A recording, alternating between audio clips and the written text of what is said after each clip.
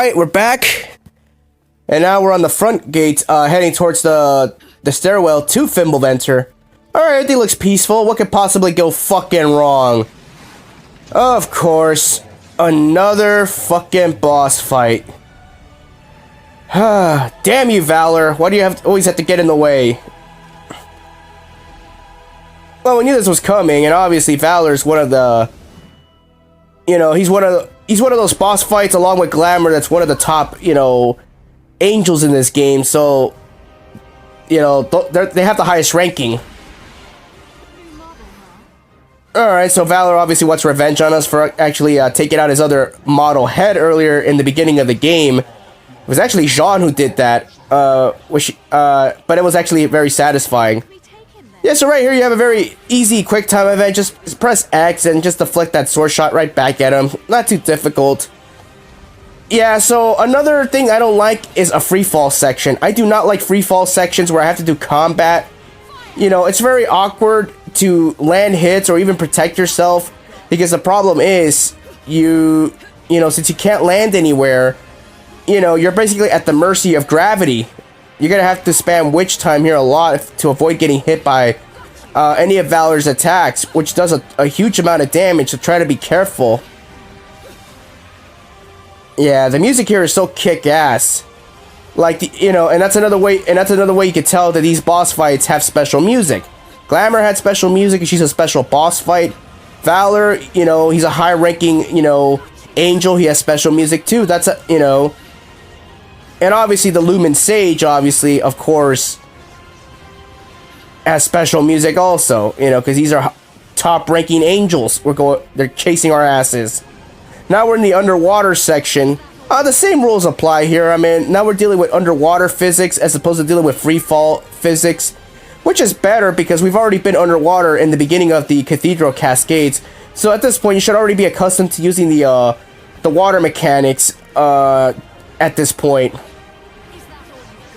Yeah, but at this point, like I said, you already have Kafka, so you can fire it at long range and use your sword weapon, the Rikasha, to get really up close to Valor to do a huge amount of damage, and spam Umbran Climax if you have to during these instances. Yeah, and this music is so fucking kick-ass, like seriously. Like, Platinum Games doesn't hold anything back. And at the time of this recording, I mean, yeah, I haven't heard anything of Bayonetta 3 yet. Like, no soundtrack, no trailer yet. So, but I'm looking forward to it when it's finally revealed. You know, my biggest concern about Bayonetta 3 is, can the soundtrack keep up with this game? I'm hoping it can, or maybe surpass it. You know, 'cause music and video games, it fucking matches beautifully. You know, that's just the way I am. Alright, let's put an end to Valor once and for all. Now we'll summon one of our best demons, the snake enemy. I don't think you'll be able to get a new one of those. Yeah, but Valor still thinks that it doesn't matter what happens to him because he already accomplished his main objective. So, just like Glamour, Valor's gonna get the last laugh at the end by sending us even further from where we have to go. So in a way, he did feel like he won. Alright, I'll see you in the next part.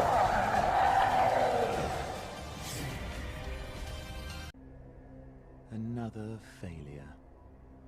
These pawns can no longer serve my purposes. Power must be held in my own hands to truly be attained.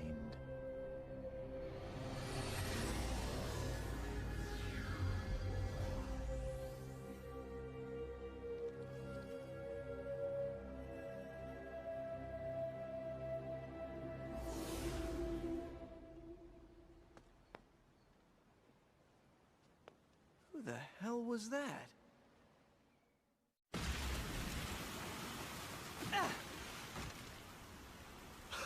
Shit! Why am I the only one sucking the drink? Where are we? Further from the mountain than we started, that's for sure. I feel like I've seen this place before.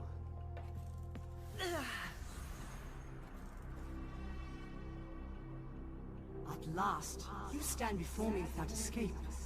This is not your world, and you should not be in it. What was once one must be one once again. You must be turned to nothing. Ah! Ah!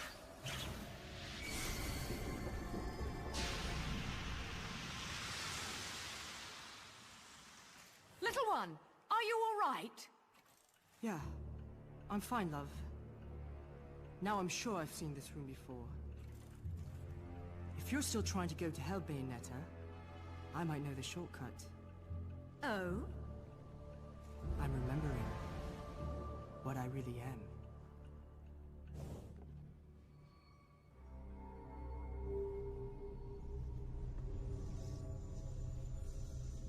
Time's almost up. Bayonetta, you better start creating miracles.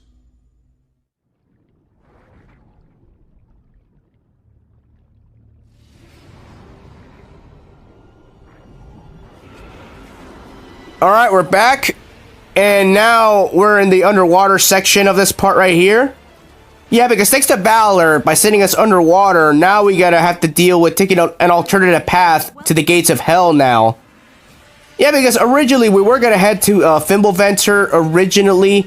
Well, that's what the angels thought, but in theory, they actually ended up doing our dirty work, because we were really gonna head towards the gates of Inferno. You know, only Loki didn't know that until the last minute, so now we need him to escort us to the gates of hell, so we could get to Jean, rescue her soul before time is up, as Rodin just pointed out a minute ago. Yeah, and right now we're fighting Insidious, a very powerful Inferno indeed. Yeah, and I love this music too. Like I said, I mean, I have an eargasm for the soundtrack, just like Sonic Unleashed. So, hey, I love the soundtrack. It's so kick-ass. And at one point, and for a small period of time, I think in 2017, this was my main outro theme, I believe. So kick-ass, but still, you know, I was just experimenting outro themes at that time, so I didn't keep it that long. I think I only had it for a max of maybe 2 months. It's a fun fact right there. Now let's activate a punish right there. Boom! Right in the eye. Alright, that should be the end of phase 1 right there. Yeah, so right here, this is a scripted event, so whatever we do right here, nothing will happen. Even though we got hit right there, it didn't count because it was a scripted event. Now we're transitioning into the second phase of the fight right here. Alright, easy to dodge. Yeah, like I said, I mean, when it comes to the underwater controls, in this game they work pretty fluid. They work good. Alright, now the music is transitioning here to the second phase. Alright, sounds more dramatic here. I actually like the first phase better just because it sounded more dramatic. But now when it transfers to the second phase, it's basically telling you that Insidious is not here to fuck around. You know, he's got a job to do. You know, he's got his marching orders from his superiors. Alright, I understand that. So we're basically fighting angels and demons, like, you know, you're fighting both now because, you know, the balance of power is out of control now because of the effect of the eyes of the world.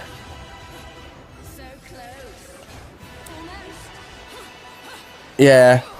Oh, by the way, I forgot to point out that cutscene you saw before we got here. The one of that person standing in the waiting in the mountain after his pawns keep failing him. Oh, don't worry. He'll have an important part when we get to him in a couple of parts. I don't want to spoil anything for anybody who hasn't played this game before. Let's just say he's a very important character. That's all I could say. Alright, right here, we're almost done with this boss fight right here. We get to activate another quick time event. Punish. Boom, right in the gut. Man, I love these quick time events here in this game. Yeah, because Bayonetta 1 has so many damn quick time events, and they're very they really emphasis on it a lot. Like, I don't like the fact that quick time events were such a heavy thing in 2008 and 9 for a lot of these video game publishers. Sonic Unleashed being the worst offender of it. Like, for a platformer, why would you need to add so many quick time events? Now, for a hack and slash, it's warranted to have a quick time event, just to chain extra attacks or do massive amounts of damage. you know, it's warranted, but not here, you know, but not in Unleash. Just saying. Alright, we're almost done right here. Just take the eyeball right here off this fucking thing. And we should be almost done. Come on, give it one more punch in the eye. There we go. And that should do it right there. Alright, we'll call it a session right here. We'll join in for the next part, which is going to be super fucking epic. Alright, later.